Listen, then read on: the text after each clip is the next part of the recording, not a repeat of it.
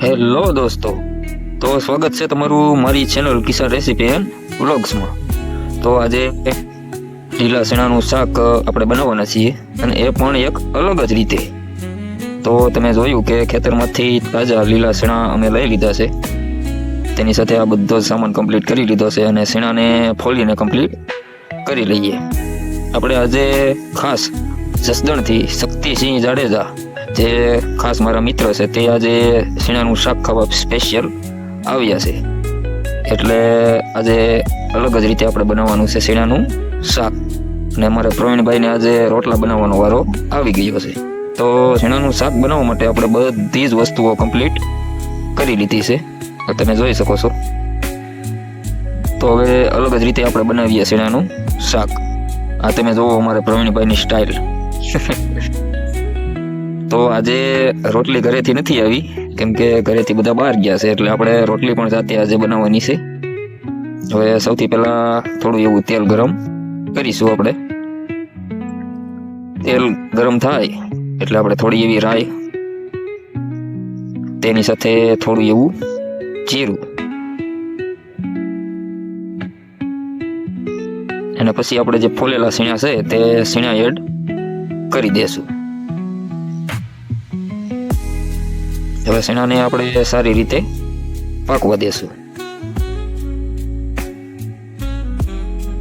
આ સાઈડ આપણે પ્રવીણભાઈએ રોટલાનું કામકાજ ઉપાડી લીધું છે, અને હું શાક બનાવું છું, અને તે ગરમા ગરમ રોટલી બનાવે છે. આજે તો મોજ પડી જવાની છે, તો વિડીયોમાં એન્ડ સુધી બન્યા રહેજો. તો શીણા આપણે એકદમ પાકીને કમ્પ્લીટ થઈ જાય એટલે આપણે તેમાં લીલા મરચાં એડ કરી દેશું. લીલા મરચાંની સાથે આપણે લસણ પણ એડ કરી દેશું. સૂકું અથવા તો લીલું લસણ આપણે એડ કરી દેશું. તેની સાથે થોડું એવું આદુ.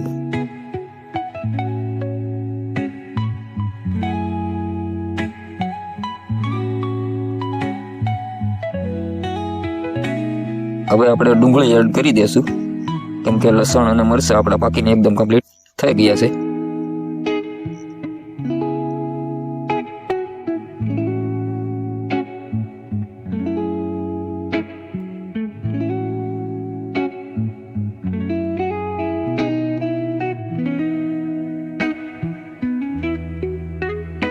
થોડી એવી હળદર અને આપણે સ્વાદ પ્રમાણે મીઠું, આ બંને આપણે એડ કરી દેશું.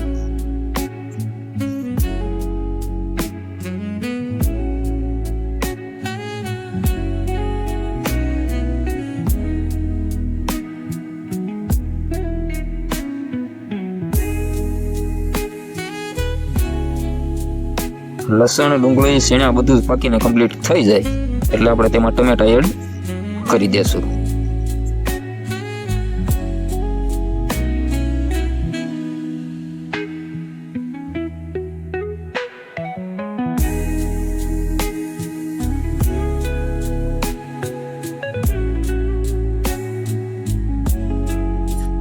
ટમેટા આપણા પાકીને કમ્પ્લીટ થઈ જાય એટલે આપણે લાલ મરચું પાવડર એડ કરી દેશું. તેની સાથે આપણે થોડી એવી ધાણી પણ એડ કરી દેશું, કેમ કે મરચાંની સાથે ધાણી નાખવાથી શાકનો ટેસ્ટ થોડો અલગ અને સારો આવે છે. મરચું એડ કરીને આપણે થોડું એવું પાણી એડ કરી દેશું, અને મરચાંને આપણે સારી રીતે પાકવા દેશું.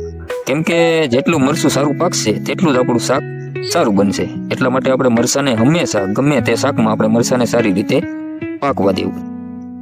આ તમે જુઓ અમારી વાડીનો નજારો. એક સાઈડ અમારે પ્રવીણભાઈ રોટલા બનાવી રહ્યા છે, અને હું શાક બનાવી રહ્યો છું, અને પાછળ નાના છોકરા રમી રહ્યા છે. આ અમારી વાડીની મોજ છે. મરચું આપણું પાકીને કમ્પ્લીટ થઈ જાય એટલે આપણે તેમાં થોડું એવું દહીં એડ કરી દેશું, કેમ કે શીણાના શાકમાં દહીં એડ કરવાથી ટેસ્ટ ખૂબ સારો અને અલગ જ આવે છે. તો એકવાર જરૂરથી આ રીતે ટ્રાય કરજો.